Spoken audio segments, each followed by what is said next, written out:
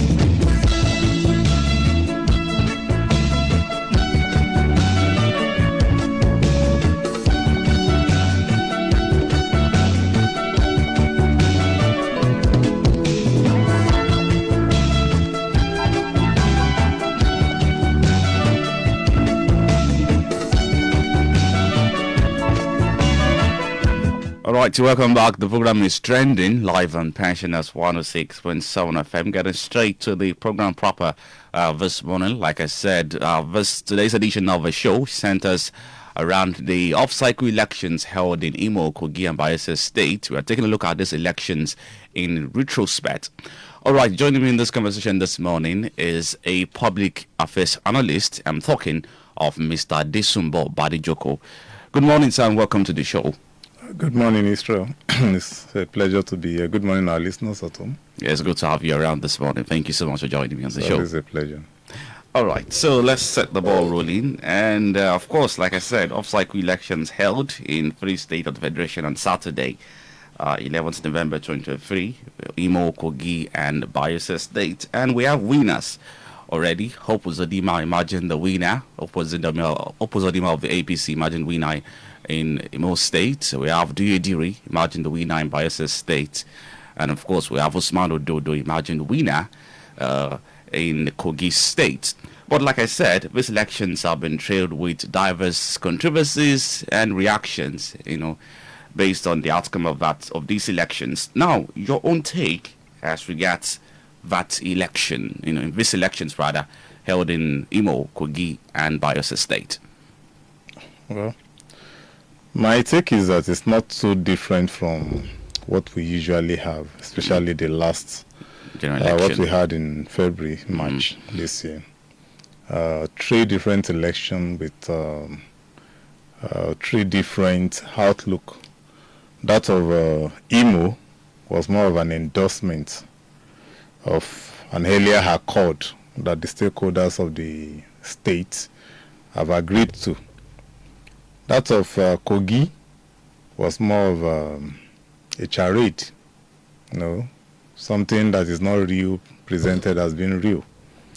While that of Bayelsa, more of a product of negotiation, background negotiation. So when you look at that, people came out to vote, those who party men and those that they have influence on. But in terms of people who are not partisan in any way, they stayed away from those elections. And that's why the level of apathy was still very much there. And those who are not party men that participated were those who were bought by the politicians who actually went to sell their votes. So when you have all these in place, you still wonder if our democracy is actually advancing, stagnant, or retrogressing. And that gives us a cause for concern. All right. Now, as compared to the 2023 general election, would you say that there is an improvement, based on what you saw on Saturday, or would you say there is a depreciation in our electoral process? None. We're actually still at the same spot. I wouldn't want to say negative because we still have incidents of vote buying. There was still skirmishes of electoral violence. Malpractice was still there. And a new dimension. Result sheets pre-filled before the elections were casted. You understand? And results being uploaded for polling units where elections did not hold. So when you look at this, you begin to say, well, at least for the high ref, there was no controversy about high ref this time around. Result sheets were uploaded on high ref, whether real or fake.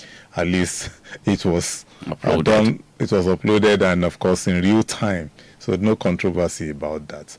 And of course, election materials where proper voting took place got there on time, and we could say that's why I said I couldn't say it's backward or forward. I just I could so say you remain fixated at one spot. At one spot, because when you are not seeing any new developments, you can't really score it above the past election, as well as you can score it below it.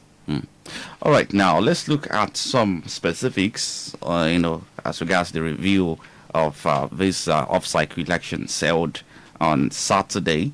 Let's take a look at some of the seeming strengths of that election in terms of the beavers working optimally this time around, except for some few polling units where there were issues here and there. But in many of the polling units, according to election observers, the beavers machine worked optimally. Would you say that INEC must have learned its lessons from the previous elections? There's never been any issue with beavers at all, as far as accreditation is concerned. The issue we had with beavers in February was the uploading, and that was a deliberate thing. It's not the machine. It's not that the machine is not working. It's just that it wasn't used for that purpose due to what the INEC call glitches, which some other people have called an attempted hacking. And of course, it was deliberately not used. Not that there was a fault with the machine. The machine has always worked, and of course, give it to the machine. It's has put an end to overvoting. It's only those who where you have overvoting is where the machine was not used at all. You cannot use it for overvoting.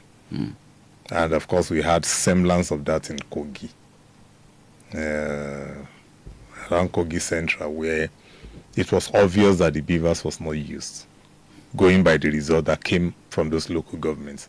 But of course, the results have been announced. By the time the post-mortem of the results is being done, and of course, those who would want to challenge the process and the outcome at the courts, by the time they want to do revelations around that will be coming out. And of course, by the time the observers, both the local and of course the international observers, will submit their reports, they will speak more to that. But from what I can see from where I was, I know that there were clear cases of overvoting in Kogi.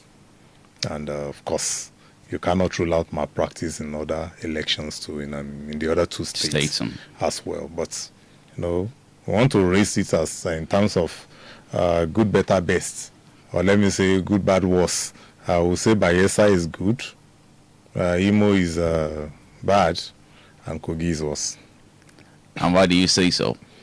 Because of what played out. You understand? Because of what played out. I call it a charade. That's what the word you used, actually. It is indeed a charade.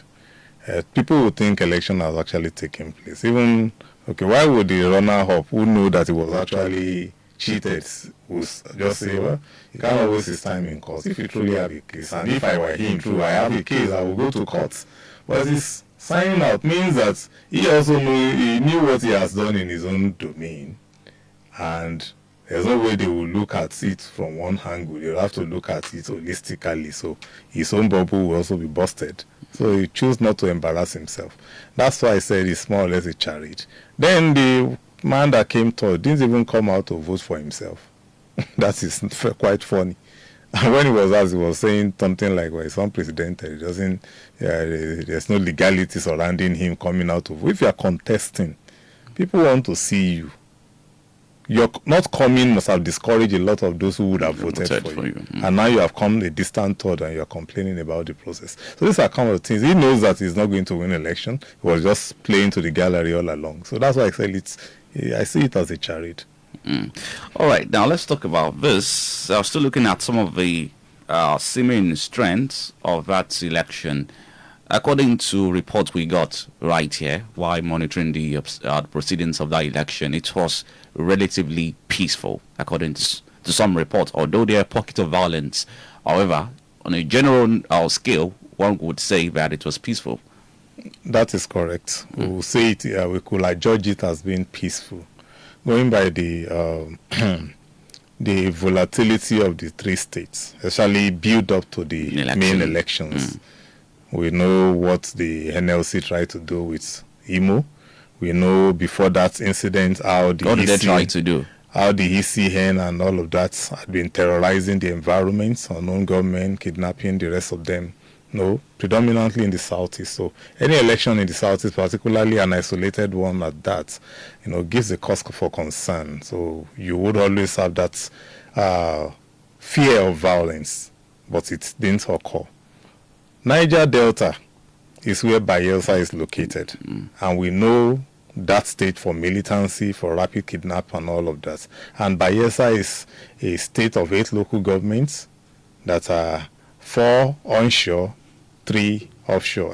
4 onshore offshores. So when you look at the onshore local governments, these are places like Nimbi, about 3 hours on the sea from Bienegua, Brass, almost 5 hours. So you expect that fear to be there, especially the high-neck officials who probably may not have been familiar with those terrain, now going with sensitive material across the ocean to a particular locality that's used to be known for its hostility and all of that. And you have even those who are politicians, though we cannot say there was, at least somebody was killed in Bayelsa at the collation center. That's a form of violence. But compared to what we usually expect, especially in local government like Southern Ijo, we could say it's still peaceful. And of course, Kogi that we know, the Kogi that we witnessed what happened there at the March election, build up to a March, somebody was set ablaze in his house, killed there, burnt alive. I understand, and several other people were killed. One of the candidates was almost prevented from voting. He had to go dig trenches on the access route to where she would vote, and all manner of victimization and all harassment going on. And even build up at the campaign, series of clashes. 4 people were killed during the campaign to Kogi. And the election now turned out to be the way it is. So we will say it's peaceful. But the thing is, our politicians have a long way to go in terms of political maturity. They are not there yet. And it's not that they cannot be mature. They can, but they just refuse to. And that's gives us a cause for concern. And that tells you that no matter the law you put in place, in as much as the desperation is still there on their own part, they would always find a way of not wanting to play by the rule. And this is like a football game. There's a little to what the referee would do when the players refuse to play by the rule. They can usually use caution, send some people off, and in the end, they may just decide to abandon the match and call it off. But when they play by the rule, you see fair play there, everybody enjoy themselves. Even the umpires and the spectators will not have anything to complain about. But in Nigeria, we always want to play against the rule. The politicians always seek to hit themselves below the belt, which is foul play. And that is not good for our democracy. All right, you said something about the NLC, what played out in Imo State. Would you say that there was more to that protest held by the organized labor prior to the election? It's obvious that it was politically motivated. So let's nobody deceive anybody. Why? In Imo is in the southeast. During the presidential election, the Labour Party candidate won the state by landslide. 2 weeks after, during the governorship election, or 3 weeks after, because it was postponed by, I think, a week, APC won all the state assembly elections. What changed? That means that, well, the first election was about the personality. The second election was the normal thing that the state really believes in for now. And of course, this isolated election now coming up again shows that you have a governor who stakeholders, elders of the state have said, okay, because he comes from a particular zone in the state that has dominated the governorship office since 1999, he will be the third governor to be produced from that. And the previous two spent 8 years. And he has spent 4 years. And they attempted to rescue them physically, but it has always failed. So, well, let's make peace with these people so that the thing can be rotated. So they agreed, okay, only an incumbent governor can do this thing effectively. Luckily for them, he's an incumbent from that same zone. He agreed. Give me a second term, we'll move to another zone, so and then to another zone. Yes, that's why I said it was an accord. An endorsement of that accord was what we had there. Now you have a Labour president who is also from that state. The Labour Party is being supported by the Labour movement. When you were entering the state, the governor was claimed not to be aware, but you were received from the airport by the Labour Party governorship candidate. And then you went to say you are protesting about workers' interests. And the Labour governorship candidate received you at the airport. But they had the right to do that. Who is receiving who? Now, if that would happen, it is the state branch that will make the call first. We have something similar in Oyo. The national chairman did not come to Agodi Secretariat during that time to say he wants to bring the NESCO to march in solidarity with the Oyo state workers. He never even really issued a statement about it that I can remember. It was just the workers that occupied the secretariat demanded to see the governor, and they didn't go until the governor responded. You understand? We've not had something like that in Imo State. Then you want to bring the national ESCO to Imo to protest about the interests of those who are not complaining. So, let these people know that it is not everybody that can be deceived by your antics. Now they are on strike for the attack on the president. The attack on their president. They did not go on strike about the price of food that is causing problem. You and I know what we go through before we transport ourselves from one place to another. You have not gone on strike because of that. When you were speaking to that, it was because you have not been given wage award. Now you've gotten the wage award, and that's why the government could say they will take you to industrial court. The court has issued an injunction that they shouldn't go. They have gone against the injunction now. The same body will be talking, accusing the government of contempt of court, of not obeying the court order. Meanwhile, they are disobeying it now. So when you look at all of that, you begin to look at our leaders, irrespective of the position they occupy, they are the same. So Joe Ajero is not different from our politician as far as I am concerned, with the way and manner I went about this. Nobody is saying what happened to him is right. Nobody has the right to molest an individual. But when that happens, lawyers knows what to do. He has lawyers as a person. The NLC has lawyers as a body.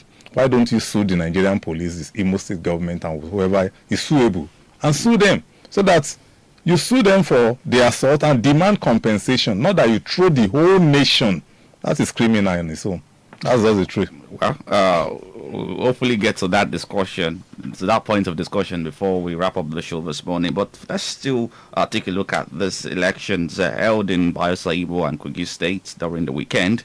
Okay, we still saw issues concerning logistics, according to some reports by some civil society organizations as well as observers who actually monitor the proceedings of that election. Only 29% of the polling units in Imo State actually commenced voting at the official time. Okay. Also in Bayelsa State, 66% of the polling units did not start as at the scheduled time. That is in Bayelsa State. Also, there were reports that officials did not turn up in several polling units in Imo State, in some local government areas in Imo State. Don't you think that INEC still has a lot to do when it comes to logistics?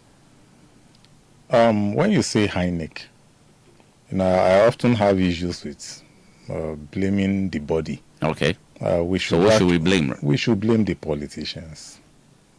Any issues that INEC have. It is the politicians. But this is within INEC's jurisdiction. That is what you will say, because they are the ones to preside over there. They set the guideline.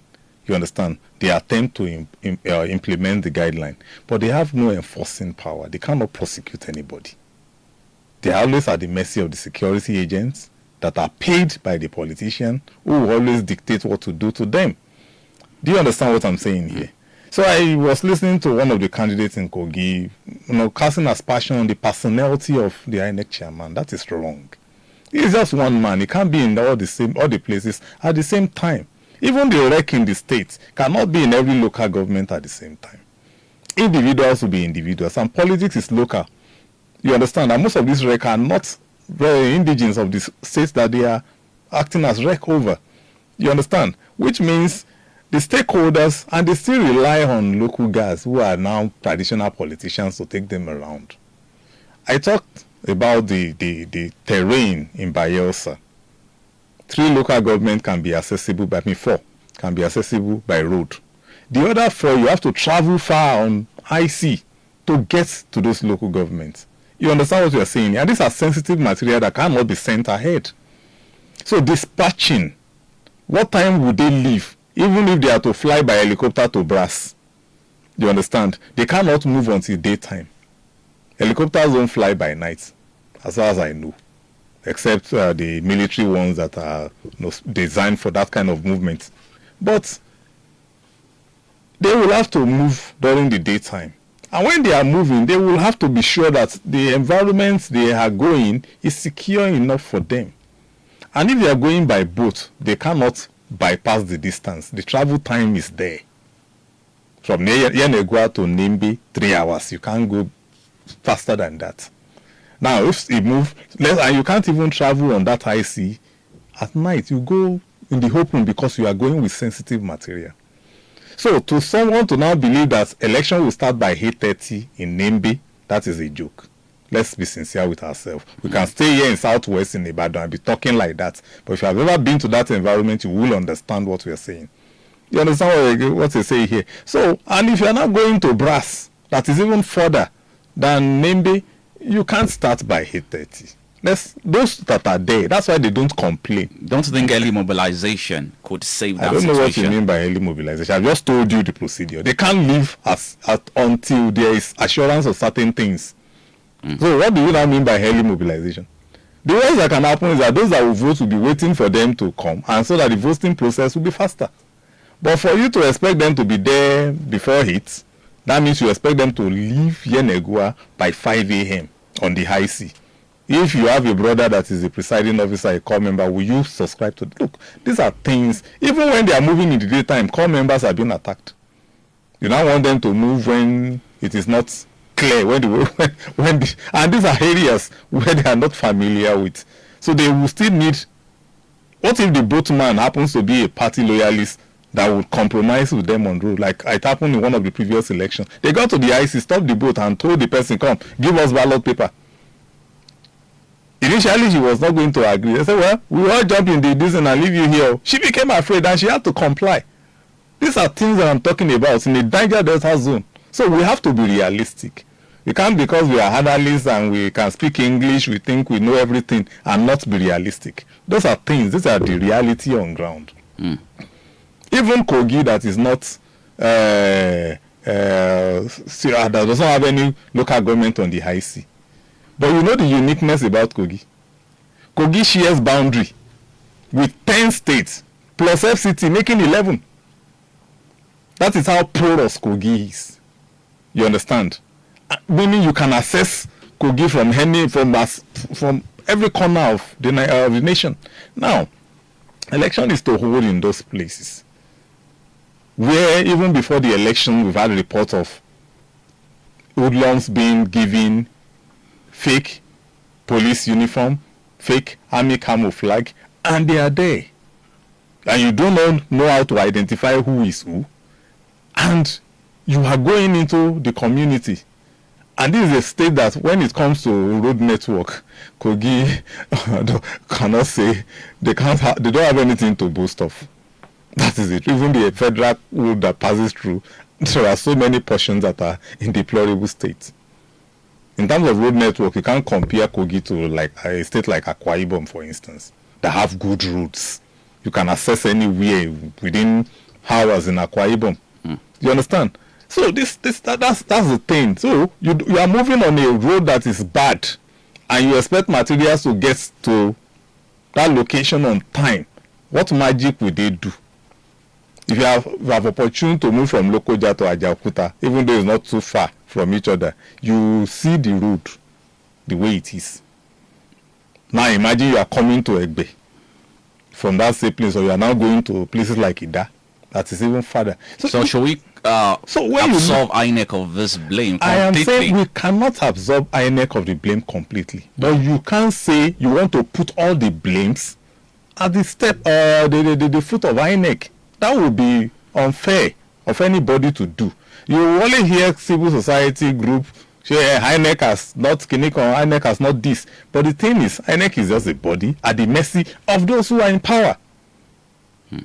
They know the right thing to do. Let them be truly independent, and that is why we cannot be blaming them. But now we know they are not truly independent. For instance, part of the issue I have with NLC, a particular body, Ega Africa, flashed a matter when the last directs were to be appointed, and 4 of them were fingered to be partisan politicians. Did anybody protest? Was the National Assembly stampeded to prevent those people from being screened? Now, these are people that will go to one state and conduct elections. People with party affiliation. And you now put the blame on the INEC chairman that cannot even sack the rec. He can't sack the rec. He doesn't have the power to do so. You understand what we are saying? So these are things that we are talking about. That you don't just be too quick to blame INEC. We need to look at the whole thing and strike a balance. They have their own faults where they have faults. But when they rely on those in power to do so many things, you can't blame them. For instance, the money they will use for election has to be approved, has to be earmarked by the executive, approved by the legislature, and you expect them to... They are their mercy. They are not truly independent. Suppose their money comes like that of the National Assembly, straight from the Federation account, that all they need to do is defend the budget. They have nothing to do with the executive. Suppose the law stipulated how independently members of the National Commission will be appointed, how the recs will be appointed, not by the president doing the whole thing. You can't now be saying INEC is biased. But when you have all these things in place, I'm talking about, and when you look at all the elections that have been conducted in 2023, we could still rate it far better than that of 2003. Where in Ogun State, that year, presidential election and governorship election took place the same day. Same time. Meaning, as you are coming as a voter, you will be given 2 ballot papers. One for the governorship, one for the presidential election. And in Ogun State, the number of ballot papers used for the presidential election was more than that of the governorship. How do you explain that? Or in 2007, when they were still collating results in some states, and the winner has been announced. So when you look at that, you still know that at least INEC has been trying to put technology in place, from the card reader to the beavers, to the high ref, so that at least technologically, what the high ref is having now is a legislative issue. There's no legal framework supporting the compulsory use of IRF. That means the legislature will have to look into it. And that's why we are still having issues with electronic transmission. Personally, I do not trust the process because of the way our leaders currently behave. We have not been using it. They are hacking the system. Now, imagine if they are now using it, and whatever comes out of the server is final, according to the law, and somebody has sacked and put what is there, and that is what the returning officer will see and announce. We will be announcing results for fake people we did not elect. Now we have issues with courts giving us the mandate. That would even turn to something else. So until Probably this generation will phase out, or we now start again. You look at the system, it's like this presidential system is not really giving us what we need. We can abandon it. What we call federalism is not really federalism in the real sense of it, because it's a centralized federalism. Power is evolving from the center down to the component unit. It should be the other way around. And that's why the president is so powerful. That's why the governors are emperors in their respective states. It shouldn't be. Power should come from the base and move up. That's the way it should be in a normal federalism, in a proper democracy.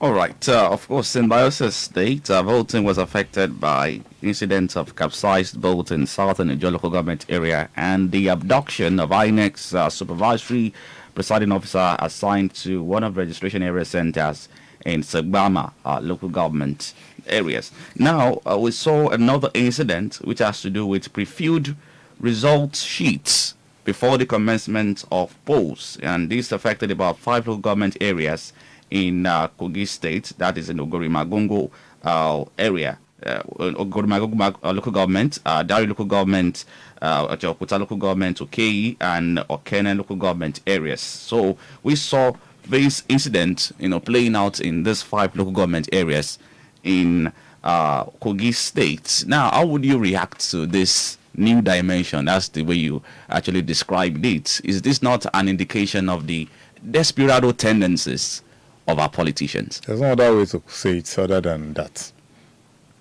If the players will play by the rule, nobody will be so desperate. Why are you insecure? If truly you are popular, do you understand? If truly you are popular as you claim, and you have a grasp of the local government, you know that even if you are not there, your people will vote for you. Why do you need to now go grab resource sheets and be filling it before the elections were even conducted? Why would you want to bypass the beavers, which is meant for accreditation, so that you can inflate the figure that will come out from there? These are things that we're talking about. Because in the presidential election, 30-something thousand votes was what the APC got in Okene. How many months down the line? For the governorship election, they are getting 130-something thousand. Where did the extra 100,000 people, where did they emerge from? When the total registered voter in that state is around 150-something thousand. Total, not PVC collected, total registered voters. And you cannot vote without your PVC. So when you look at all of that, it means you have number of votes more than the number of PVC collected. But like I said earlier, winner has been declared. We can only speak little. Let those who are concerned be the ones who get their evidence and go and sort it out. If they think the court is not, like some people will say, the judiciary, but that is only when it does not favor you. Our court will still look at evidence. It is what you need to do is your proper homework before going before the court. Because once there's an error in that process, you're not going to get anything out of it. But if you go in there prepared, no judge will rule out your case. That's the truth. Are you sure about that? That is what is happening. For instance, Kano State Governor and Nasarawa, they are yet to know their fate. Because the tribunal sacked them. They are waiting on the appeal courts. You understand? Maybe during the course of the week, we'll have judgments in those. But that is to tell you that if the petitioner prepares his evidence well and is able to prove at the court, no judge will look the other way. All right, the program is still trending live on Pensioners 106.7 FM. For now, we have to go for a commercial break. We'll be right back. Admission. Federal Cooperative College Eleyele Ibadan is calling on all applicants and qualified candidates for admission into our prestigious institution. At Federal Cooperative College Eleyele Ibadan, we offer courses at ND and HND level. Our courses include Business Administration and Management, Cooperative Economics and Management, Marketing, Banking and Finance, Accountancy, Computer Science, as well as Home and Rural Economics. We also offer Professional Diploma in Cooperative Studies for HND, BSc, and MSc holders. All our programs are accredited and are well available on full-time, daily per-time program, as well as evening and weekend per-time program. Our courses are also available for the working class that want to upgrade their knowledge and become more knowledgeable. Admission is ongoing. For more enquiries, contact 0803-831-9232 or 0703-885-3401. Federal Cooperative College and Leyele Ibadan. Imparting knowledge is our watchword. Pensioners FM. I'm here for the peace of this country and to pray to God to touch the heart of each and every one of us so that we can be able to achieve peace in Nigeria. We fought a war to keep the country one. Was it going to remain one? At any cost, it must be one Nigeria where every Nigerian can feel proud. If we come together, we can move this country forward. That positive outlook and determination to make Nigeria a peaceful and prosperous nation. It is due to this collective attitude that Nigeria definitely continues to remain a united and indivisible nation. Making up the team are Nigerians from across ethnic lines and religions.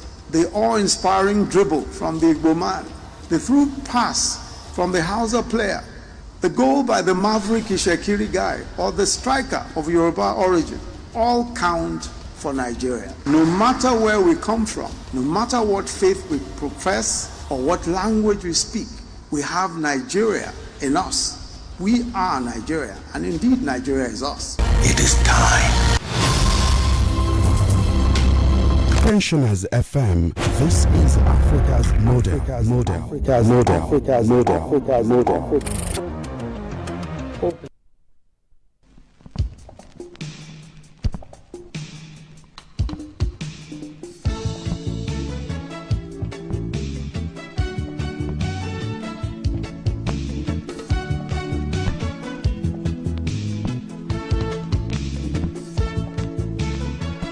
Thanks for staying with us. You're still trending on Pensioners 106.7 FM. Agbarigo Nireke Ibadan. I still have Mr. Desumbo Badijoko, a public affairs analyst, doing justice to today's conversation, which has to do with the review of the off-cycle elections held on Saturday in about three states of the Federation, Imo, Kogi, and Bayelsa State.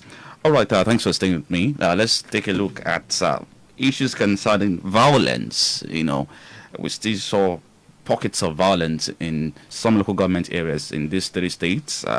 Incidents of violence were recorded in Ayinga, the Kira local government area of Kogi State. We saw pockets of violence in Sagbama and Brass local government area of Bayelsa State, that is southern Ijaw.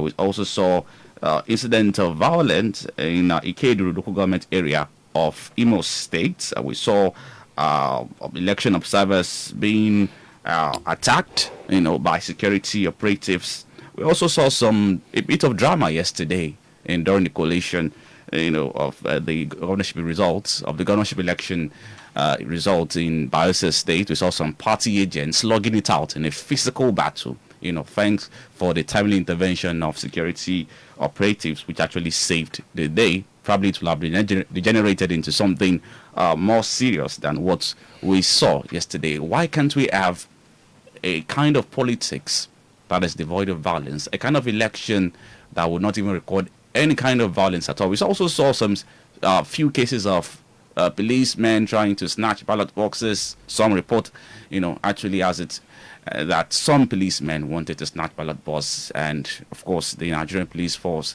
of the IG rather, said that the force will conduct investigation as regards those cases. But then the question is, why can't we have a kind of politics devoid of violence in Nigeria? One day we'll get there. For now, this is where we are. But are we on our way to get into that point? I cannot say so. When you have a system that is heavily monetized, when you have positions of authority that appears to be too juicy and too attractive, and some people would view the occupancy of that such position from the investment angle and not from the service angle. You understand? So when they look at it from the investment angle, some even go to banks, some sell properties to invest heavily in the in the electioneering process, emerge victorious, and of course begin to recoup with interest. But those who view it from the service angle will know that they don't need to go break the bank before they can be elected. And once they get there, they are there to serve, and they will embark on developmental programs. That's why most of our governors, even the president, will not embark on developmental programs that would, improve human capacity development, but something else. We focus on infrastructure. Meanwhile, you need a healthy population to be able to build that infrastructure in a very cheap manner. But contract valuations will be inflated. Corruption would not even make the inflated contract to be implemented, and all of that. And after a few years of non-implementation, the contractor will come back again and be asking for variation when he has not even spent, have nothing to show for what he has gotten in the first instance. So these are things that goes up at the federal, even at the state level. You have a situation where the local government practically does not exist in most states of the. I think only 2 can boast of having a local government, probably Lagos and Borno states. Every other state do not have. They have people occupying offices at that level, but the thing is they do not do anything. They just go share their salary and be waiting for the next month. State has taken over everything. And because of the money involved, you have that desperation coming in.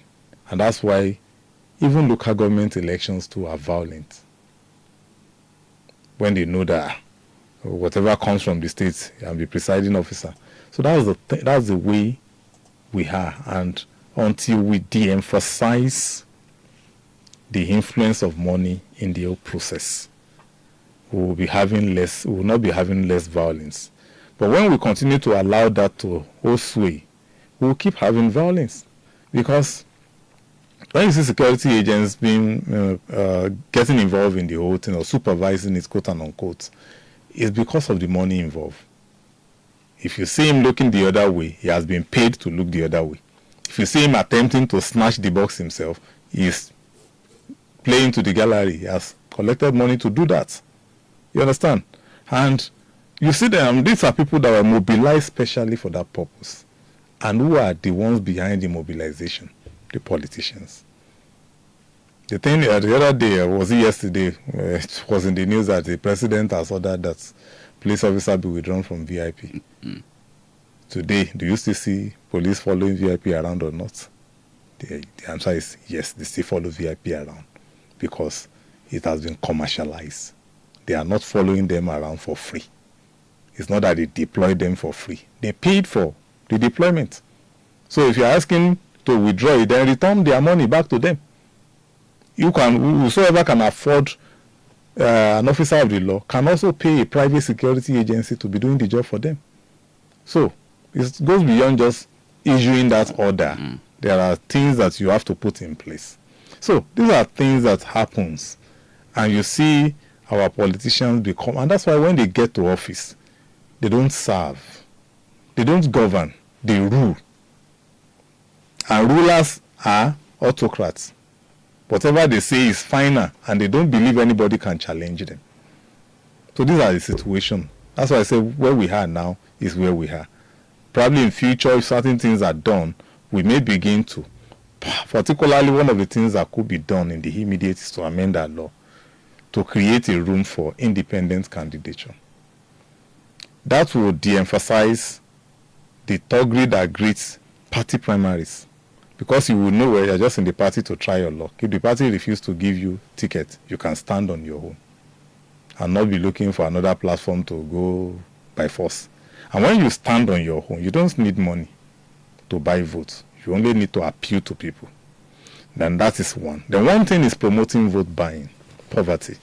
Poverty, as we have it in Nigeria, was weaponized by the leaders by refusing to put basic things in place. How much is being invested in agriculture?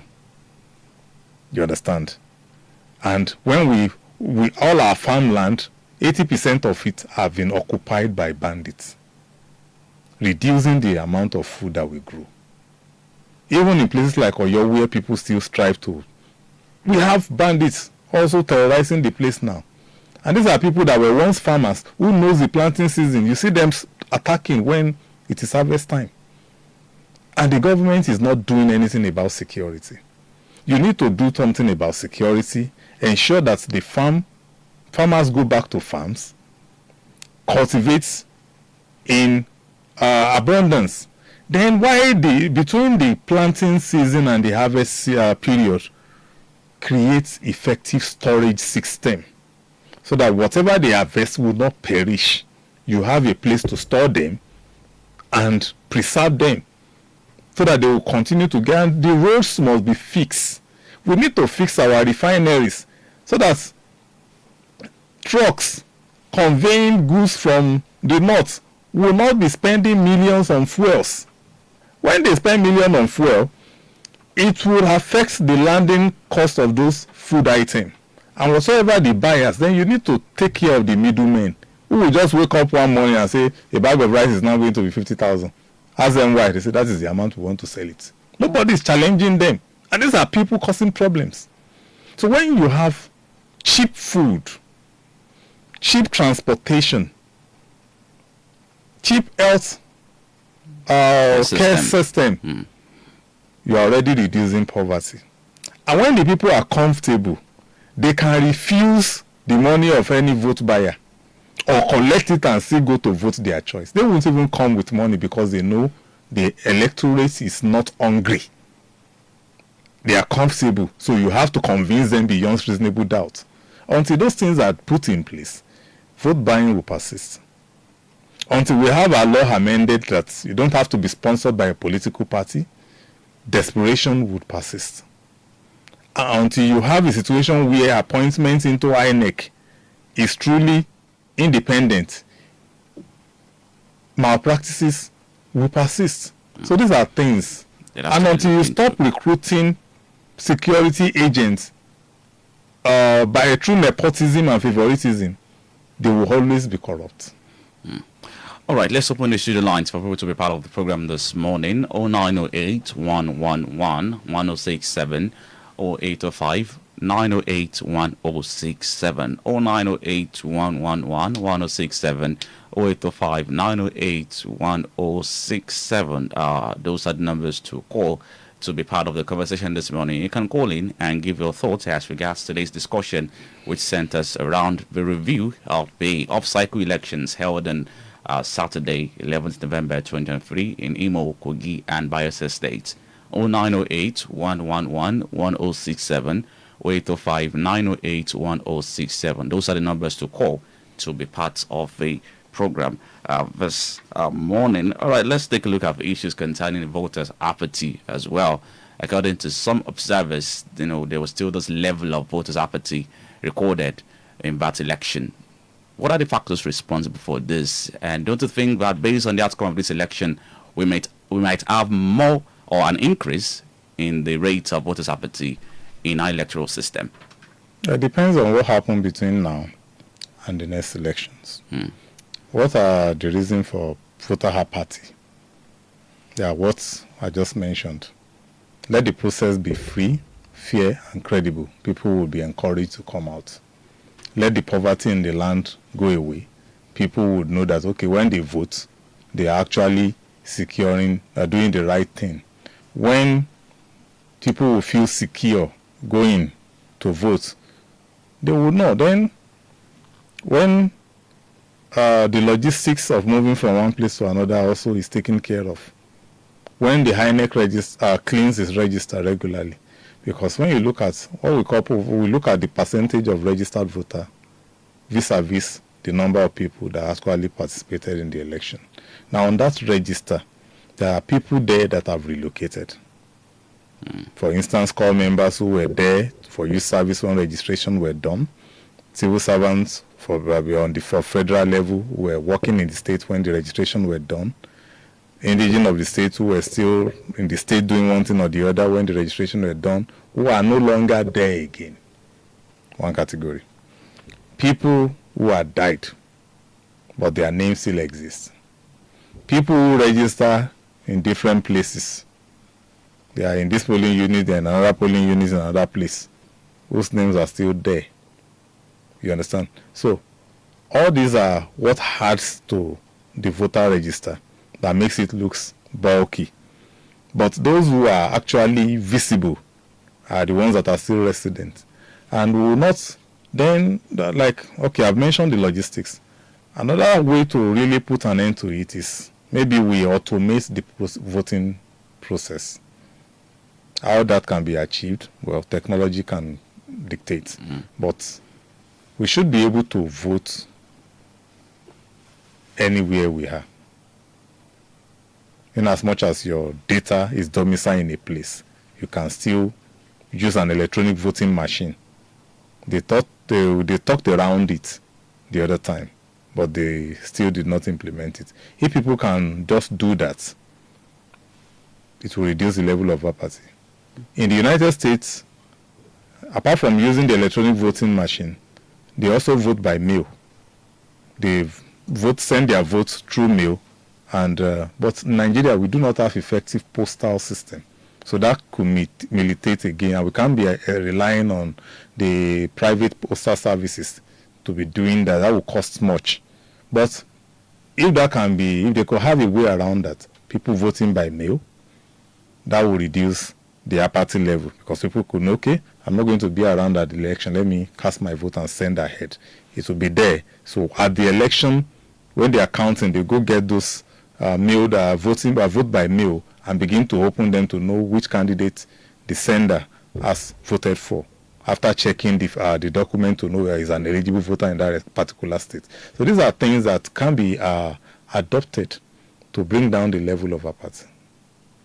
All right, now let's look at some reactions by the concerned individuals as far as these elections are concerned. Okay, Labour Party candidate Ata Chono in Imo State has vowed to take this up legally, decrying what he regarded as a sham of an election which took place in Imo State. Also, the candidate of the People's Democratic Party, Dino Milaye, in the Kogi State governorship election, has also rejected the results of the governorship election held in Kogi State as well. Well, what would be your advice, or how would you react to this various reactions from this candidate?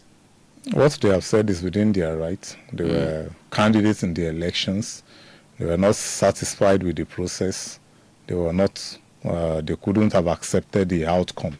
And of course, what they say they will do is what the law permits them to do. So don't you think we'll see more litigations this time around? We will definitely see. Of all the candidates, only one I've said is not going to challenge anything in court. That's the SDP candidate in Kogi. Crazy, yeah. Every other ones are going to court because they believe they have a case in there. But I want to know the magic that the Labour Party candidates in Imo would do, and that of the PDP in Kogi. But for now, the best they can get is a cancellation of the process and ordering of a fresh election.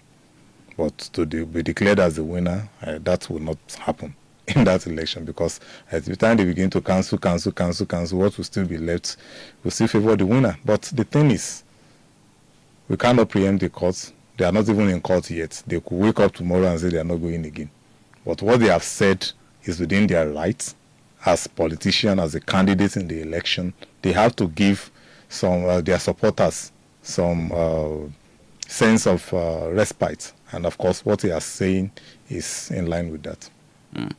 All right, let's talk about this quickly as we wrap up the show this morning. Let's take a look at this coming from the former president of Nigeria, Goodluck Ebele Jonathan. Having cast his votes on Saturday, he called on the National Assembly to put an end to off-season elections in Nigeria. But what would you suggest as a way out so as to return these elections back to the normal schedule? Then think we know what is obtainable, so that governorship elections would hold alongside the general elections. Not what we have right now, where we have off-season elections in some states, and then some state during general election will not have the governorship elections.